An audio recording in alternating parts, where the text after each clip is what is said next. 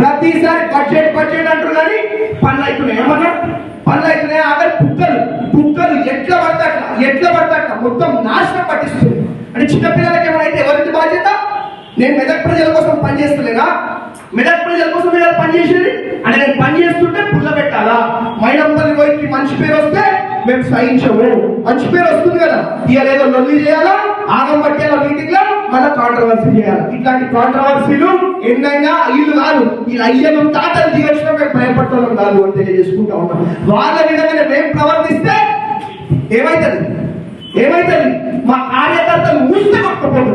ఊస్తే అర్థమైంది కదా, ఊస్తే కొట్టకపోతారు. నేను మాట్లాడే అవసరం లేదు. అంటే ఇలా కౌన్సిల్ మీటింగ్ ఎమ్మెల్యే గారు వస్తారు వదిలి పెట్టాలా, ఆగం చేయాలా, బద్నాం చేయాలి. ఈ ప్రయత్నం మీరు చేస్తూ ఉన్నారు. మెదక్ ప్రజలారా మీరు గమనించండి, గుర్తించండి. ఇట్లాంటి కొంతమంది వల్ల నేను ఎప్పుడు కూడా ప్రతి స్పీచ్ లో చెప్తుంటా,